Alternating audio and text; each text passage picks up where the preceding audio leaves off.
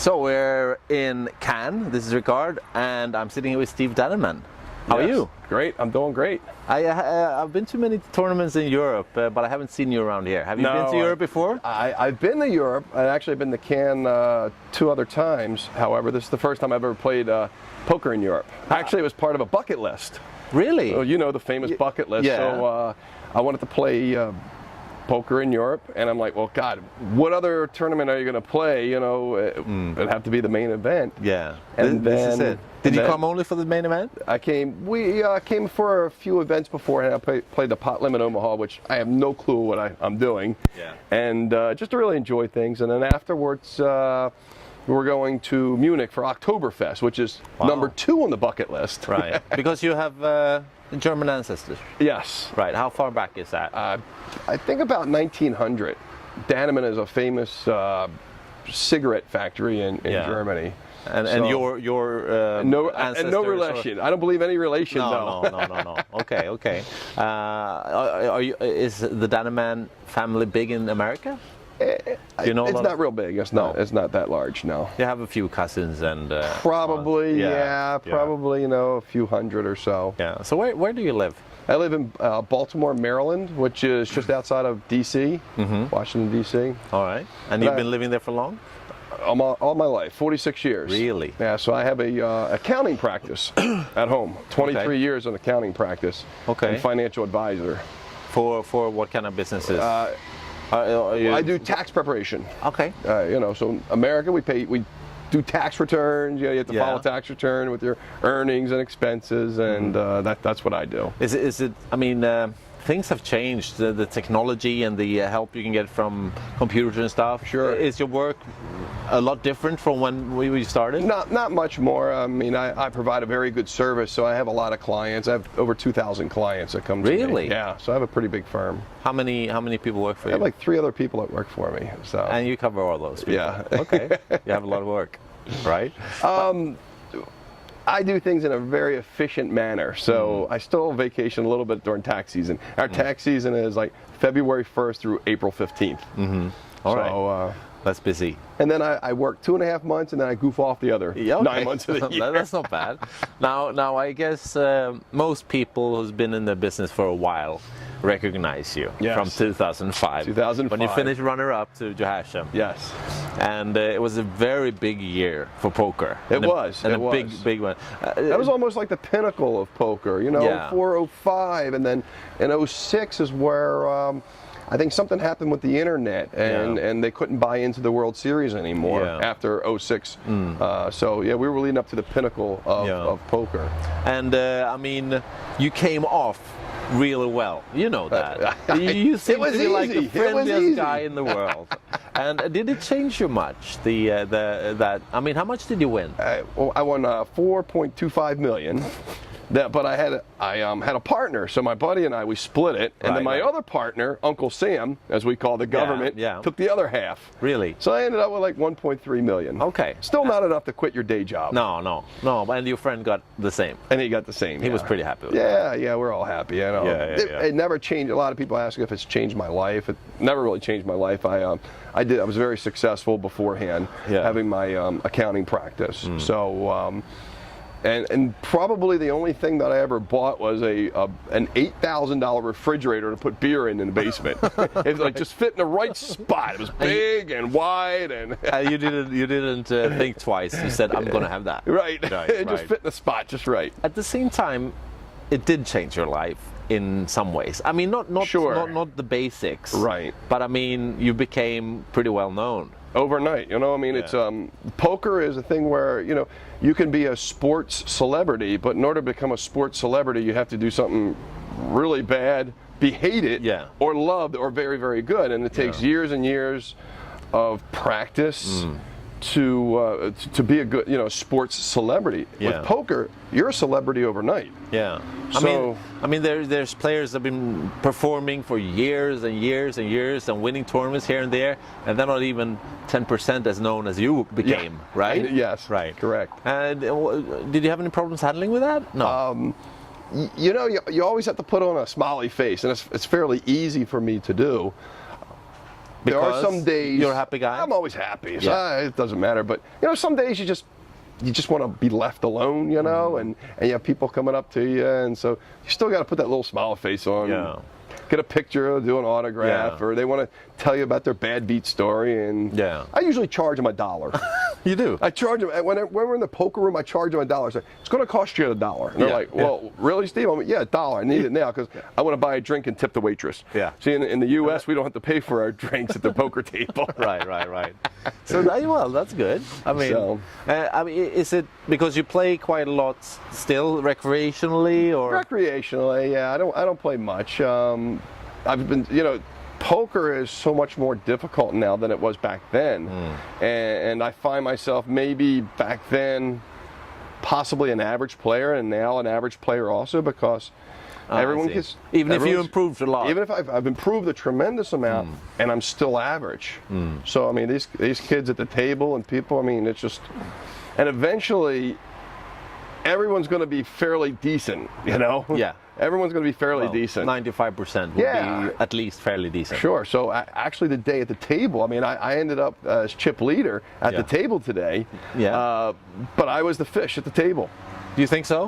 Definitely. I was the fish at the table, and the one girl, she was buying my blinds constantly, my big blind, and after the dinner break, I told her, I said, "You've bought my big blind every time," and she's like, "Oh, really? You've been noticing?" Because I was on my iPad the whole time, and she busted out. Did she? She busted out on it. She flopped the bottom straight, and the other guy flopped the top straight. Oh, okay.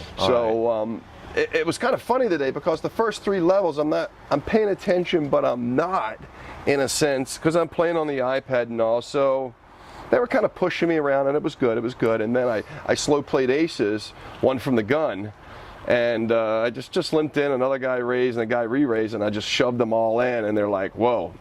They didn't realize I was capable of doing maybe limping in or something like that, because I usually play ABC poker. Yeah. So I had him a little razzled up or so. So that was good, Yeah. You razzled the French up a little bit. Yeah. Of course. I mean, has it given you? I mean, I usually ask people who are like Famour or Hachem or any of those guys, do they have any advantages of that you became famous and people saw you there? Do people want to play against you more? That's funny you say that, because I asked Joe one time, maybe 4 or 5 years ago. I said, "Joe, everybody wants to play against me, and what do you do?" He says, "You just call. You just call their bets, just call their raises, call, and they'll give you their money." So I tried that sometimes. Of course, Joe plays a lot more than I do, and he's a much better player. And I like when Joe wins tournaments, because it makes me look good. Yeah. I'm like, well, how am I supposed to beat this guy? He's always winning tournaments. Yeah, of course. Now he's playing a lot still. Yeah. I mean, do you stay with like the World Series? Did you play Main Event every year? I've played the Main Event every year. It's kind of lost its flavor. I just don't have the patience to sit there that long. Right. So I mean, it's even in 2005, I said it was 7 straight days that we played. It was the most boringest thing I've ever done in my life. Right. I mean, because all I did was just fold. Yeah. So it was. How many times had you played prior to that? That was only my second poker tournament ever. Ever, yeah. And the first tournament was. The first tournament was the event beforehand. There was a $1,000 rebuy tournament. Didn't you cash in that? I didn't. You didn't? No. So that was a warm-up. That was in 2005. So that was my only, That was your warm-up, and then you I guess it was my warm-up. 4.3. Joe cashed in it, actually. I think Joe made... Maybe, yeah. Joe cashed in. He might have made a final table there or so. I'm not sure, but he did well in there. Are you still friends? I don't know if we've ever really been friends in a sense. We say friendly. hi. Oh, friendly, yeah, we're friendly. We were at the table the other day at the Pot Limit Omaha table. Really? Yeah. So I went 0-3, beat me 3 hands, and then finally I beat him a hand. I'm like, God, Joe, I can mark that off the bucket list too. Yeah, of course. You beat him in some hands I beat him back in 2005. It was all good though. I'm happy with the results. Yeah, I mean the final hand, he had 3-7, I think. And I had you had ace 3. Ace 3. Yeah. So. Yeah.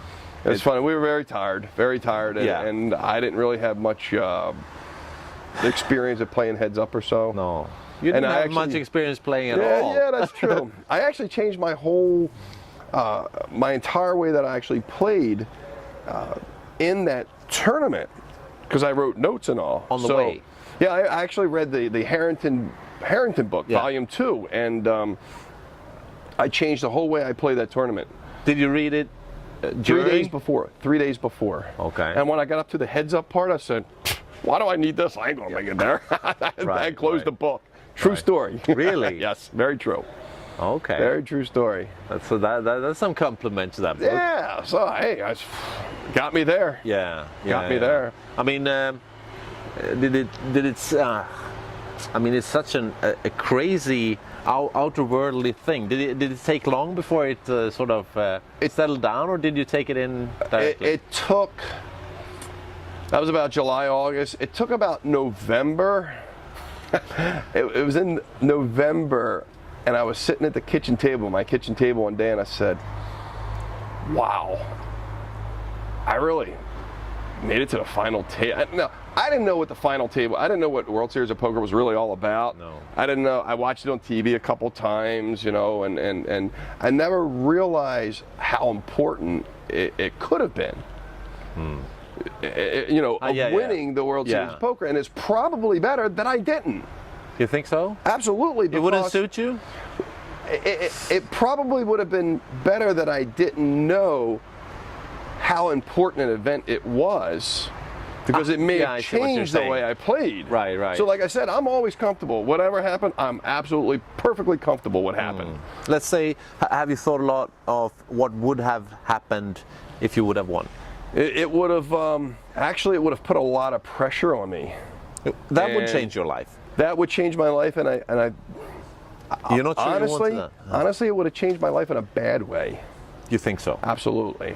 Because and the reason for that is because there would have been so much pressure, and to travel around and be the poker ambassador, that, you know, I have an accounting practice that a lot of people rely on you. You know, and whether I won $4 million or $7 million, it wasn't going to be much different in money. However, you know, you would have had a piece of jewelry, and I would have been bought in a lot of different events. You get some sponsorship. I don't really. I mean, I like poker, but I'm not crazy about poker. Not die hard. I on the side I flip houses. You ever heard of what flipping houses is? No. I buy real estate. I buy foreclosures, fix them up, and then sell them. Okay. So is that like a side business? It's a little side business that I do. It's like a hobby, but I've done about 50 of them since in the last 4 years. But you make quite good money from that. You do well, very well. Yeah, absolutely. If you find the rights, you know, you have to search for the right. It's a lot of fun. You're taking a house. Are you doing the handwork, or do you hire people? I used to do some of the work, but what I do is actually hire people to do the work. So I manage the project. Right. I get the roofer in, the drywall guy, the plumber, the electrician, and you know, unlike houses in Europe, these houses inside, we gut them out. We take everything outside, just the shell, and then rebuild them. So in Europe, you know, all the houses are pretty much the way they are here. Yeah. But it's fun. It's and the thing about it is, every time that I buy a foreclosure, it's like making the final table of a $1,000, $1,500 event. Right. I see what you're saying. So every time I buy a house, I make it a final table. I made it to 15 final tables this year. Is that right? Absolutely. Is that how well it pays off? Yeah, but you got to know what you're doing. Yeah. And it's me being an accountant, detail oriented, and I'm an efficiency guy. In other words, I do everything. You know, efficiency. I do everything very, very efficient. Yeah. You keep the costs low. You got to keep it tight. Everything tight. And a good schedule. Yeah. So it's fun though. If half the people in poker would learn it, they'd quit poker in a heartbeat. Really? Oh yeah, absolutely. I think that's an interesting bit, because there's a lot of maybe not talented is the right word, but intelligent people. Smart people. Very smart people that in poker. are sort of wasting their talent. Yes. Or wasting their brains. Absolutely. On this. Exactly. I mean, it's hard to tell them that they shouldn't do this. Smart people, very smart people, right? Especially if they get a win, they hit you know, they get a nice win or a nice, you know, make a good final table, make a couple $1,000,000 or so, and then go to nice places. Yeah. I mean, this is nice, you know, but it's nice to make your money like I do, and then come here, and if I bust out a tournament, no big deal. I'll go partying and stuff, right? You go home and make another final table. No big deal. Right? So, I mean, just think about, like, you know, there could be a kid in there that may have had the talent and the know-how to solve, you know, to cure cancer. cure cancer, you know. But now he's sitting at a table, and a lot of smart kids. But I actually get where, like the other night, I told my girlfriend, I said, I got to go upstairs and read because I can't stand it anymore. I need something intelligent to do. Yeah. And that's what I like the iPad, because I can sit there and just read articles all day, and I'm writing a bunch of books, how-to books and stuff like that. So I'm online today looking at how to write how-to books. How to do certain things and all. Okay. Are you talking about how to? Is it constructions and stuff? No. Well, one be like flipping houses. One is how to run a successful accounting business. How to make $80,000 a year being a waiter or waitress. Different things to do. I mean, I got like 10, 12 different ones that I'm working on. Really? And it's real fun. Yeah. I mean, that stuff is cool. Are you good at writing, or are you good at structuring this stuff? I'm good at structuring and writing. We'll see about writing. Yeah. So. That's good stuff. It keeps your brain thinking, you know? You need to keep it running. Right, exactly. Yeah. So it's interesting to hear, because I've interviewed, for example, Peter Eastgate, who in many ways was where you would have been if you would have won. Sure. And he wasn't that happy about it. Yeah, he wasn't. I actually admired him that he took off poker for a year. I said, Nick, way to go. I don't know if he's still in it or not. I follow poker a little bit online or so, just you know what's going on. But I don't really get too much of. I haven't seen him around or heard of him around. He's playing some, but like you said, he didn't really know what was behind that win. Sure. What followed. He was the same way then. Yeah. Yeah, and he's a very humble and soft guy, and he was like, it struck him. Right. Yeah. And he didn't know it before he was past the finishing line. It was like, boom! Ouch! It's big. I mean, a lot of people, just keep coming up to me every day. It's like, wow, Steve, we were rooting for you. Wish we would have won. Yeah. I mean. We're talking when you're around poker and in poker tournaments and stuff. But when you're in every place. Yes. Everyone saw People don't even know poker. They're like, hey, I know who you are. Yeah. Really? Yes. Has it helped you in business? I was pretty. It has to a certain degree. If anything, it helped retain clients. Because in the tax business, it can be up and down some, but it helped me retain clients and get some new ones. I was already pretty much, to capacity anyway. Right. So I was already full to capacity with only taking on a few extra clients or so. I think what the TV shows and the coverage of these events do, they make people know you. Right. Everyone knows you now. They like you. You're a nice guy. So can we trust this guy? Yes, we can, because I saw it on TV. Right. He's a nice guy. Exactly. So, but I mean, you are a nice guy. Yeah, thank you. Thank you. So that doesn't change anything. All right. But it's been fun. It's been a fun ride, and hey, life's full of opportunities. Life's full of a lot of things in life. Too many people just waste it. Yeah, for sure. And your bucket list, is it long? Do you have a bucket list? I have a bucket list, and I keep adding to the bucket list all the time. As I'm doing things or reading things, I'm like, hey, I want to do that. Oh, I want to do that. Yeah. So you like scratch one off and add two. I got one done. I add more. My list is always long. Give me some examples of stuff that are sort of. Well, it's kind of funny because about a month and a half ago, I always wanted to go into a fishing tournament. Like, you've heard of white marlin? Yeah, of course. Well, I went into a white marlin tournament with some other guys. We came in third place and made 50 grand. Really? Oh yeah. Well, man, I'll tell you. What are you talking about? First place, the big white marlins don't get real large. They get about 70 pounds, maybe 80 pounds. Okay. Yeah. So we had actually caught a 75-pounder, and you put money up just like a poker tournament, and we ended up coming in third place, made 50 grand. First place was 660,000. Now, the week before that, and this was in Ocean City, Maryland, just outside of D.C. Okay, in the Atlantic Ocean. The week before, if we had caught that fish the week before, we would have won $1.5 million. Are you serious? Serious. So I got to check off my bucket list, not only to go out sport fishing, but cash and sport fishing. Really? That's a big. Yeah, that's a rare one. Yeah, baby. I mean, is it? You have to put up. Were there a lot of people? So it's like 4 or 5, 6 guys to a boat. We didn't buy in all the way. In other words, you can do what's called Calcuttas and all. Yeah, so you can max out at like 21,000. We put in like 9,000, and there was like boat expenses of like $6,000 because you fish 3 out of 5 days. And the goal is to get the biggest fish. The goal is to get the biggest marlin or blue marlin or tuna. Yeah. So there's a couple different categories. Okay. So were there a lot of people in there? It was 118 boats. Right. 118 boats. Wow. I never. Yeah. I've heard of a fishing contest, but that kind of money? Oh man, and like Florida, like in December in Florida, there's even bigger money. You know, like $2 million and more. Really? Yeah. Wow. So that's good stuff, man. So we do all kind of stuff crazy in America. I mean, since you ticked it off, are you done with the fishing? No, actually, sounds like I really enjoyed it. So I've always loved fishing. On my bucket list has always been. When I was a kid, I always wanted to be a captain of a boat. Okay. And it's really a thankless job because if you take guys out to go fishing and you catch fish, well, they're like, well, that's what we paid you for. Yeah. But if you take them out and they don't catch any fish, they're like, well, you're horrible, right? Yeah, of so course. It's a thankless job. You never get a thank you because you caught fish. If you manages, it's like it should be. Right. Yeah. Exactly. You can only lose. Exactly. Yeah. Okay. So I'll go fishing again. I'll go fishing a couple more times next year and throughout. And stuff's good. Everything's good, man. Excellent. I always say, hey, if you wake up in the morning, everything else is extra credit. Right. There it is. Yep. That's a good one. Okay. Good luck to you. Hope you do well in the